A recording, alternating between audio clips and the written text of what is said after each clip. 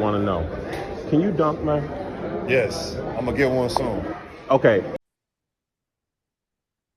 Hi, Jared. Howdy. How's it going? Mm, good. Normal Sunday. Yeah, I feel that. Are you rocking was that the plain flavored LaCroix? Yeah, it's actually the best one, I'd say, by Here. far. Yeah. Okay. I know you have a similar philosophy when it comes to goldfish, right? Mm-hmm. Original, plain. Yeah, I don't know. It's weird because sometimes I'm such like a sauce whatever person, and then sometimes I just, Purist today. purist when it comes to LaCroix and goldfish. Fair enough. I like those both as well. Yeah. Although colored goldfish, they might be my go-to. The colored. Wow. Yeah, they got a little extra flavor. I don't know how to describe it. If I thought of one snack that would have maybe encapsulated our childhood, actually, there's two. One would be flavor blasted goldfish. Yeah. Like, we had that all the time. I feel like that was more of a you thing though. That was it. Oh, really? In my memory, I didn't necessarily like identify with that, but it's like when I was gluten free for 1 year and now dad still sends me the same, or he hasn't done it in a long time, but for a while he was sending me the same gluten free cookies. And I was like, I still like these, but I'm not gluten free anymore. That might have been what happened with the goldfish. And then also Gardettos. That was like Huh. Okay. For me, I would have said more like saltines and pretzels. nasty. The two, my two least favorite. Remember when you would put like shredded cheese on saltines and microwave it? I still do that. It's disgusting. Okay. Nevertheless, though, episode 11 of Ode to the Nets. Here we are. Welcome. Because it is Oscars night tonight, I Yes. I wanted to start with a little like movie tie-in before we start talking about the four games that happened this past week.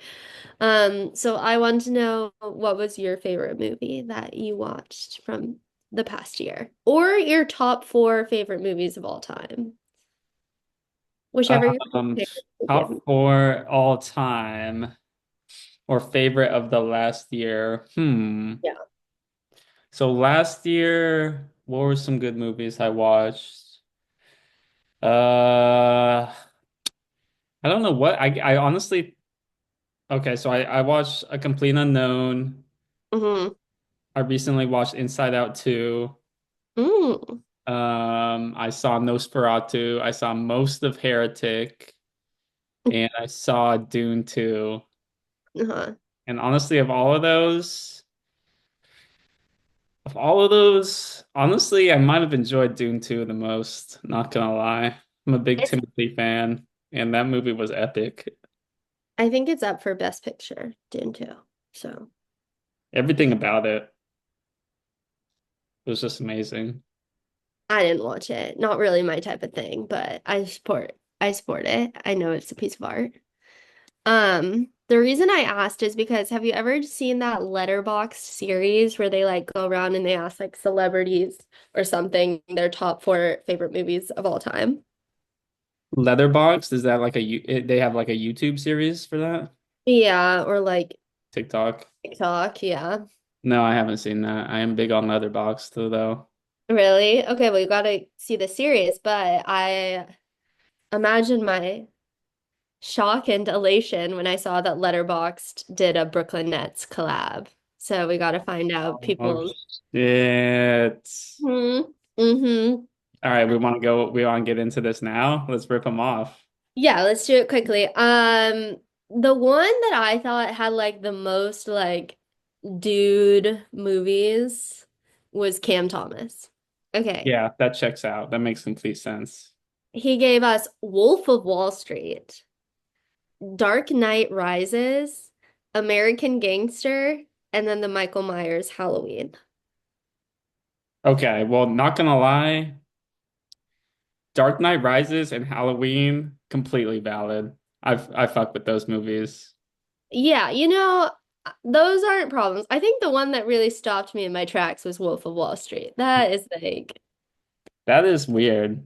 it's a red flag to me when someone likes that movie too much. And I've never seen that or American Gangster, to be honest. Maybe I'm exposing myself. Yeah, I think we probably should have seen American Gangster, but I haven't seen it either. Denzel Washington, I see. Yeah, I gotta check that one out. And Reese Beekman also put Dark Knight Rises in his top four, but he went a little silly with the other ones. He then did the B movie, Fast and Furious, and Mission Impossible. I respect that. Okay, he didn't specify which Fast and Furious or Mission Impossible because I think there's like 10 of each. I think he said the first one for Fast and Furious for sure. I don't remember about Mission Impossible. Maybe the first one too. Wow, okay. Interesting. Well, I think again, Dark Knight Rises valid. We were talking about Batman last episode, actually, so Oh yeah, because Claxton. but that's honestly probably the best Batman movie in my opinion. Uh Besides that, maybe Jack Nicholson as Joker was pretty good too. But uh B movie, I rock with that. Jerry Seinfeld, right? Yeah, I know he's been in some controversy lately, but he was yeah. good in B movie and in Seinfeld. Totally. We can all come together and agree on that. Uh, Okay, pretty valid. Better than Cam Thomas's. totally. I'd like to move on to Cam Johnson because I feel like this is the one that I related to the most. Okay. All right. Top four. Space Jam, Jurassic Park 1, and also Space Jam 1, the original. Yeah, yeah. Interstellar, and then the first Lord of the Rings movie. Ooh. Okay, he kind of lost me with the Lord of the Rings. Really, all I was thinking when he was doing his is I was like, is this man our father? Because those are probably like in my our dad's top 10, I don't maybe. know if Dad rocked with Space Jam. I don't know either. But if dad was a basketball player, he definitely Yeah, would. yeah, sure, sure. And I also think it would be weird if Space Jam 2, like if you're an NBA player and Space Jam 2 is your favorite movie, because it's like you can't be because it's LeBron James. That's like your coworker or your rival. You can't be glazing him No, as an actor. no. Okay, I like those picks from Cam Johnson. Me too. I think I'm just gonna kind of like rush through all the other ones. They also interviewed Tosan Evewam. The Prestige. Oh, also, I need to do a correction from last week. I said he was injured, but he actually hasn't been playing because of conflicts with G League games. That's all. He's Oh, fine. okay, okay. But he's been out for a while because of that. They just keep their schedules are conflicting. His favorites were The Prestige, Shutter Island, Braveheart, Home Alone. Home Alone's a banger. I love that choice. Zaire Williams chose Friday, All About the Benjamins, Rush Hour, and Hancock. I hadn't seen these, but I feel like that just is like I'm being too white. Like that's on me. For Sorry, you've never seen Rush Hour? I don't think so. Oh, damn. Hmm. You gotta see Rush Hour. That Okay. that is hilarious. Fucking Jackie Chan. I That should movie is so good. Honestly, all three are pretty good, which is all unusual, I feel rush like. hours. Yeah. Okay, then we have Dayron Sharp, Django, Avengers, Endgame, Friday, and so double mention on Friday. And then Oh, 21 Bridges, which he couldn't remember the name of 21 Bridges. So I'm like, did he just watch it like one time? I don't know, but that's okay. And then the last one that they got was Max Lewis. He did Creed 1, Creed 2, Get Out, and Coach Carter. Green One and Great Goat. Okay. I like that. Get Out is a banger also, though. You know I love horror movies, so Totally. And there wasn't a lot of horror representation on this list. No, So, Get Out and Halloween though. Halloween is a oh classic. yeah. Shout out Uh, Cameron on this. Anyways, I was impressed by their taste. There were some L's in Cam Thomas's favor, but Yeah, besides, it was really the only Wolf of Wall Street was really the only L I would say. also it sounded like he said Wolf on Wall Street, and so I was like, hmm. But we can look past that. Yeah, he's young. Okay, now we should probably actually get into there's been 4 games since we last spoke, and unfortunately 4 losses in a row. Um, so before maybe we get into like each specific game, I was wondering, has there been any changes in terms of our potential play-in status? Right. We talked about this last week. If we think we're gonna make the play-in, Yeah. we were at what, a half a game back last night. We had that whole segment Yeah. about half a game. Yeah. Now I'm looking at the standings. We're 2.5 games back. Okay. Am I reading that right? No, we're 3 games back. So our odds of making the play-in looking less likely. The teams Hmm. above us, Bulls and Sixers, both coming off a win. Uh, do I think we're gonna make the play? So we got Podcast P, aka Paul George on the Sixers. He's taken a pause of the podcast to lock in to make the playoffs. That being said, Joel Embiid, he's out for the season. They're That's they're true. sitting him. So do I think the Sixers, we got a locked in Paul George and no Joel Embiid? I don't have much faith in that team. I don't think that balances it out, like quitting the podcast versus losing Joel. No, no. So yeah, not a lot of faith in that team. And then the Bulls, I mean, they're just the Bulls. So do I think Right. we'll make it? I think probably not, right? Because I'll take those 2 teams. Over the Nets. I mean, I give us each like a 33% chance. So I'm just playing the odds, right? I'll give it to the other two. Yeah, I get it. We play the Bulls before the season's over. We play them next Thursday, my birthday, Nice. but not this coming Thursday, next Thursday. But so that could be interesting.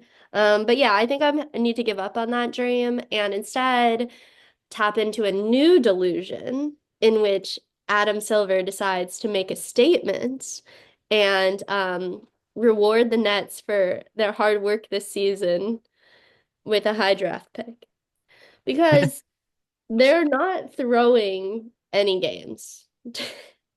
Like they go out there every night and they play their hardest. And I hope that good karma comes back to help us with draft picks. I think it's possible, right? So right now we have the sixth best odds, right? Projected to get the sixth pick. Hmm. That's not too bad. I No. was listening to other podcasts though, and they would whenever they talk about the Nets, they are always very confused, right? And I heard because this should be our tank year. We have our own draft pick.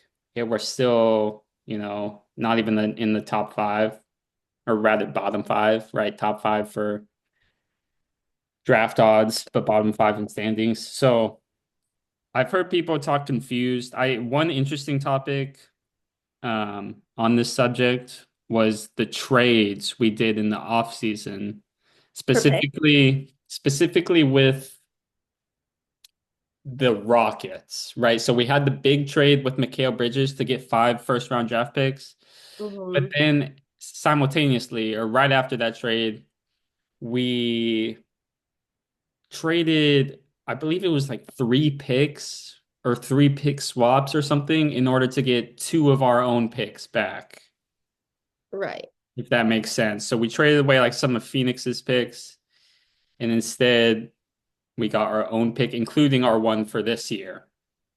So in the podcast I was listening to, they were speculating whether or not, in hindsight, we should have made that trade, right? Obviously, the Bridges trade, we pulled the trigger on 10 times out of 10. But if we in a scenario where we don't make that trade, maybe we don't trade Dennis Schroeder, right? And maybe we just go all in and just, get a crappy playoff spot this year and lose in the first round, and then, have Phoenix's pick, right? Because they're not even that much better than us this year, The Phoenix. Phoenix pick is the point of contention, right? Right. And now, because now Phoenix is in the doldrums, or having a hard time, so there's trade rumors around them, right? Whether they're going to trade their superstars, Mhm. Kevin Booker or Kevin Durant. So it's tough to say in hindsight what we should have done. In theory, it made sense to go full in for the tank this year and get Cooper Flag. But now again, there's the rumors he's saying that he wants to stay another year. So it's not an ideal situation, but I think I still trust the process. Totally. I mean, I've just sort of given up because I feel like I would go crazy if I cared too much about wins or losses this season. It's just been too up and down. Looks like the plan, looks like the tank is working. Like it's just too much to like cling to one side. So once again, now I'm just hoping for good karma when it comes to the picks and all of that.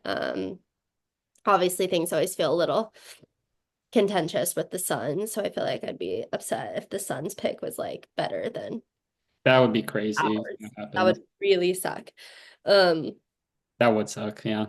That would be the one situation. That would be like the worst case situation, in my opinion. yeah. But oh well, there's nothing you can do now. We'll still get a decent pick, I think, even in the Mhm. worst case. Totally. And we might not get a generational talent, but I think we'll get some talent more than we currently have. So whatever. Things will be fine.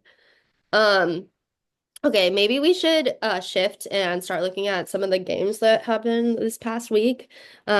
Specifically Monday night, the game you wish you could go to, Wizards versus the Nets. We completely mispredicted the result of this game.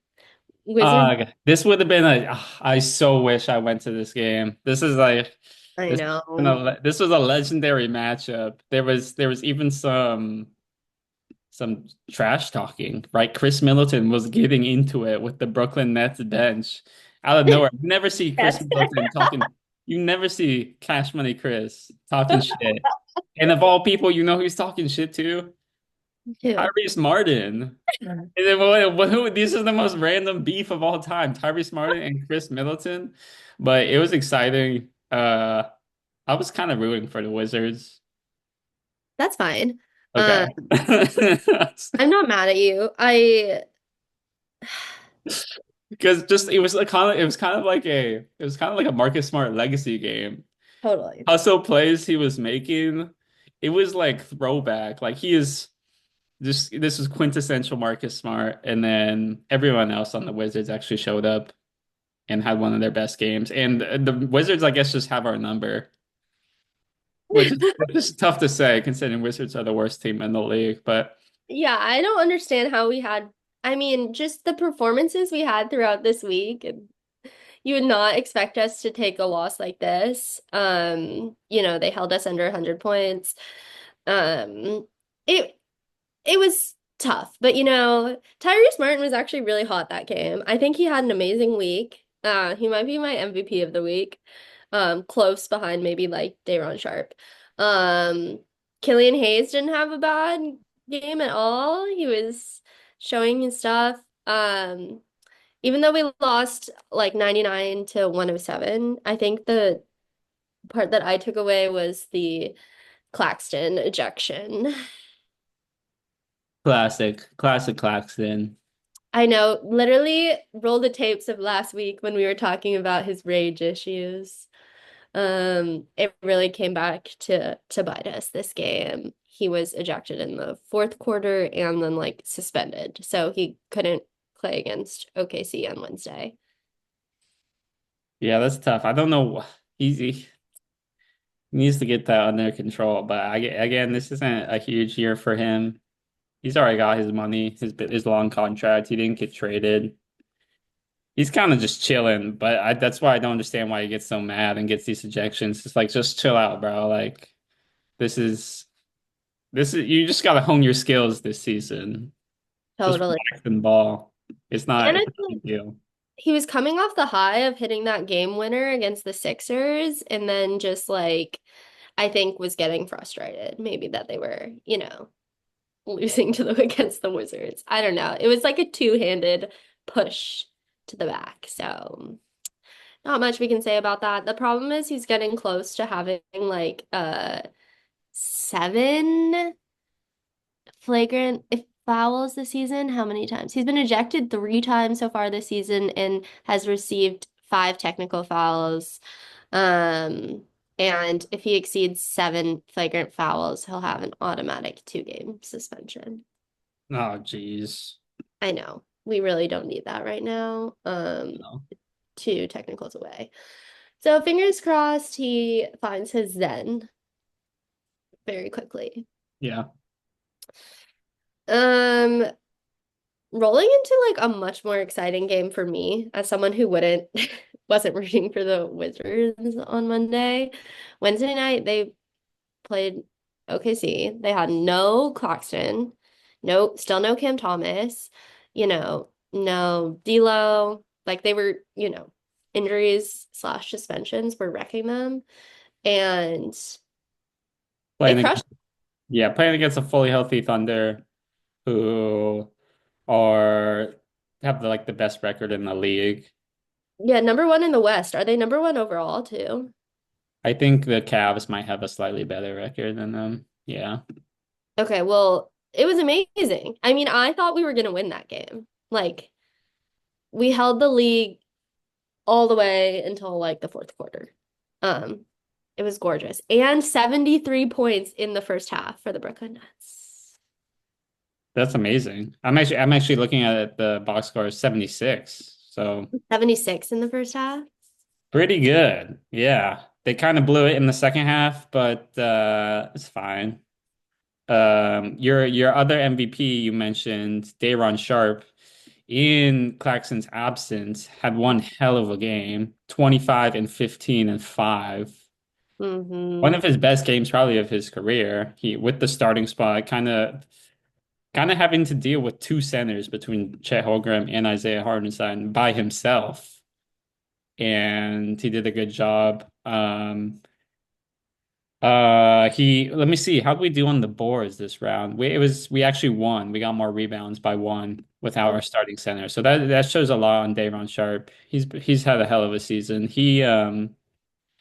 It was also pointed out in one of the podcasts I was watching that he this year, even though we got some guys that are like tanking, or sorry, even though we're a team that's trying to tank, a lot of the individuals on our team are not necessarily trying to do that, right? I mean, they're basketball players, how are you going to tell a basketball player um lose this game, right? It doesn't make any sense. These guys are professionals.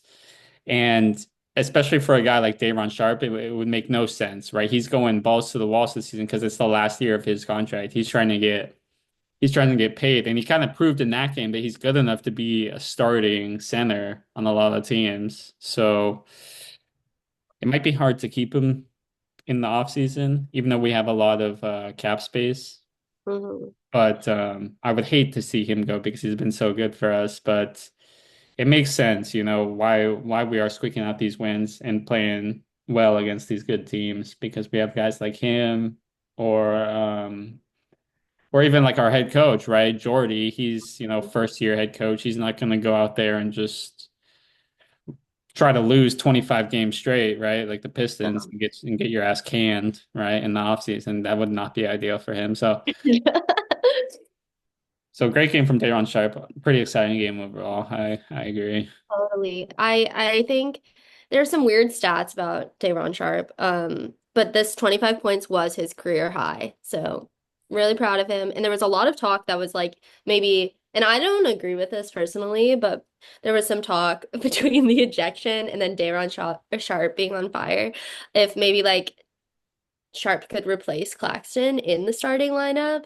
I don't necessarily, I think And it would be really sad to lose him because I feel like they really balance each other out in terms of like strengths and weaknesses, and having both on our team is pretty sick. And okay, this is a weird stat, but I'm just gonna read it.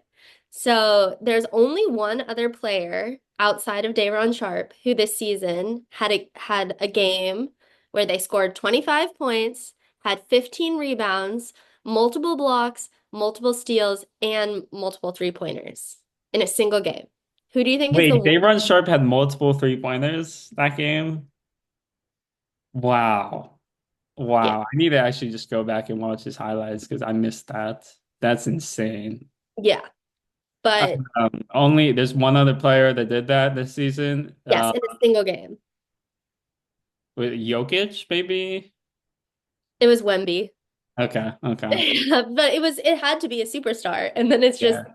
also Dayron Sharp. So pretty sick. Very proud of him. Um, yeah, just an awesome showing. I will say during this game, I was getting super confused. Especially when I was watching the highlights because they have Jalen Williams and we had Jalen Wilson playing quite a bit, and it was just trying to like hear the chopped up announcers. I was Yeah. getting They were so matched up on each other too a lot. um yeah, I think we just did a good job of being like a very aggravating team for Oklahoma City to play. Like we weren't We gonna didn't lie fall down. over. Yeah. Totally. Then Friday, once again, this is like it's funny I'm glad we can be so positive about this game because we're talking about four separate losses in a row. Um, Friday loss against the Trailblazers. I was planning on going to this game, but it was a situation where and there was no way for me to, well, actually, I could have predicted this, but I was waiting for ticket prices to go down. And the second that Cam Thomas was confirmed for the game, it just like, Spiked up. yeah, it was not going down. I mean, like earlier, like if I had bought it in the morning, I could have gotten pretty good seats for $30. And then like an hour before the game, the cheapest seats were like $80.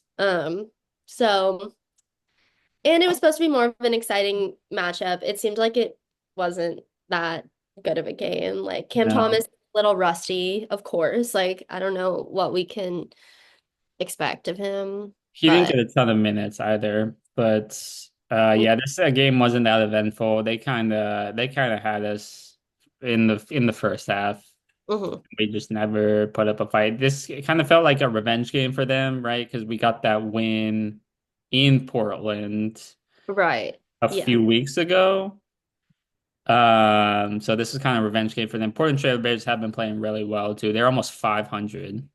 They actually have a chance to make the play-in. I mean, they practically have the same record as the Suns. Embarrassing for the Suns, but uh, or just tough season for the Suns. I don't want to say embarrassing. I don't want to be hard on the Suns fans.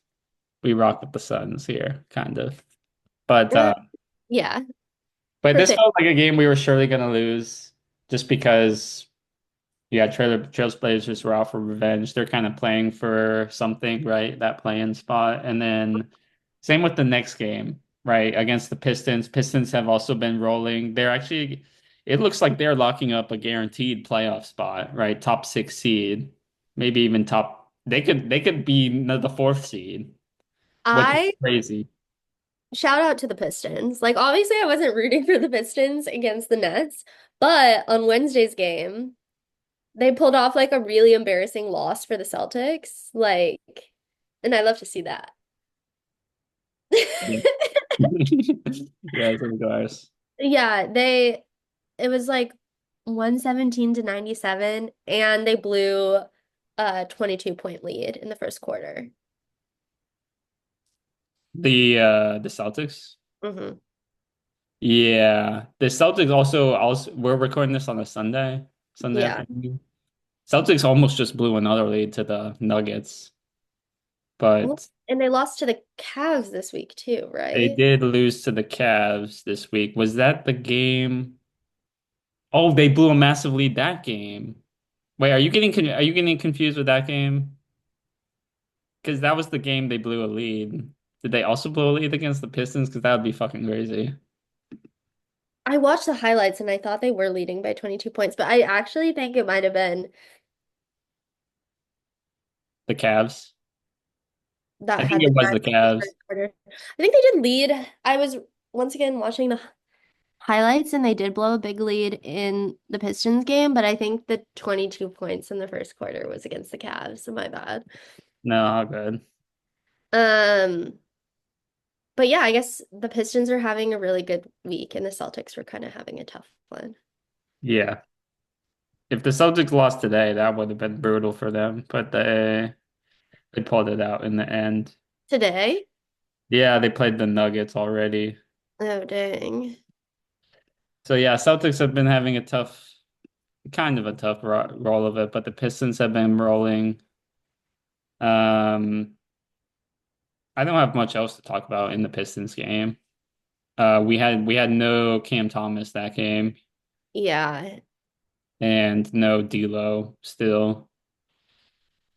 Uh, Yeah. I mean, yeah, and those are our 2 point guards. So again, we were just rocking Keon Johnson and Killian Hayes as our two guards. Killian Hayes has actually been all right for No, us. he's not having a hard time at all. He's been trying to prove himself. I did want to note that Tyrese Martin only played 23 minutes, but he did put down 23 points that game. So, Shout out Tyrese Martin, hell of a game. yeah, great week for him. Yeah, But once again, another loss. And that makes sense because we were talking about our odds. We were like a half a game back last week, and now we're like 3 games back, which makes sense off of 4 losses in a row. Unless the Bulls and the Sixers had a really bad week as well. It would have been hard to maintain our status. yeah. All right, looking at our upcoming schedule, we got Spurs on Tuesday, Warriors on Thursday, and then Hornets on Saturday. So hopefully we can win one of those, at least one of those. Spurs and Hornets should be pretty easy. Warriors have been playing really well. Same with the Lakers, who we play next Monday. I know. I Lakers really, and Warriors both look pretty good now, surprisingly. my friend bought Warriors tickets to see with her dad, because they're from San Francisco. Yeah, that's exciting. I should have bought Lakers tickets when I had the chance. Um, Because yeah, Luka Doncic and LeBron, it's kind of been fun to watch. It's been yeah. really fun to watch.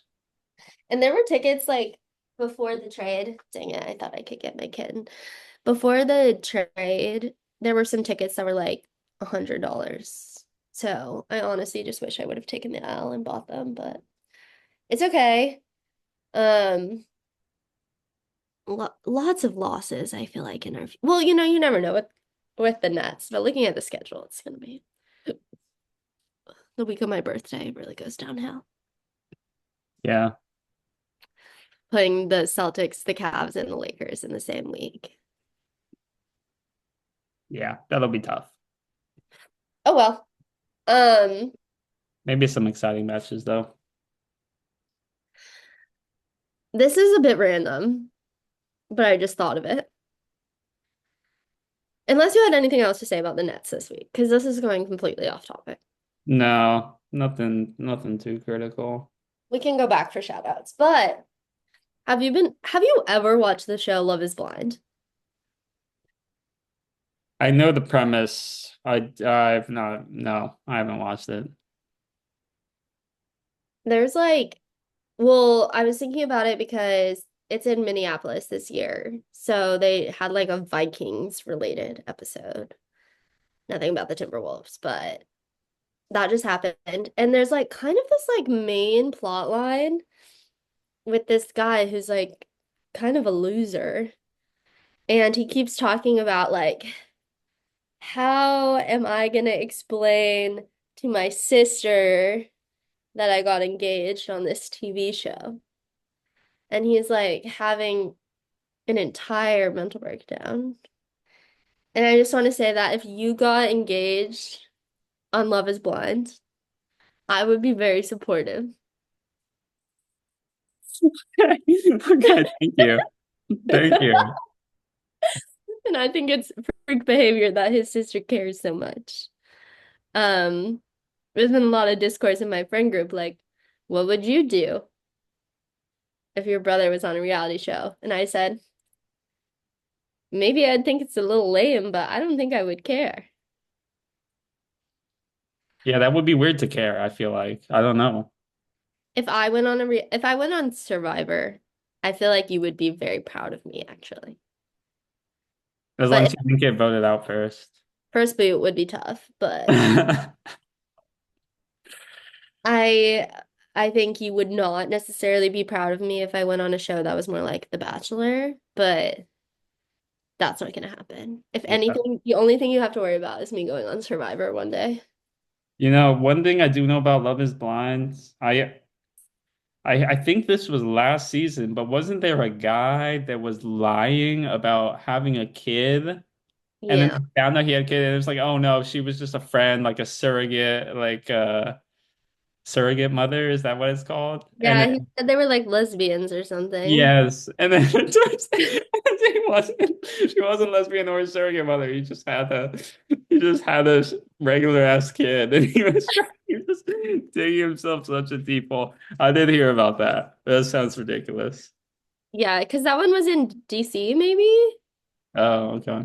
So maybe that's why you heard about it more. I don't know. I didn't watch this season. This is my first season like plugging back in. It's not been interesting or cool, so I don't recommend. But I did think it was kind of like appalling at times how much this guy talks about his sister. Yeah, that sounds weird. I feel like if you went on a reality dating show where you and had known someone for 9 days, you might not even have brought up yet that you have a sister.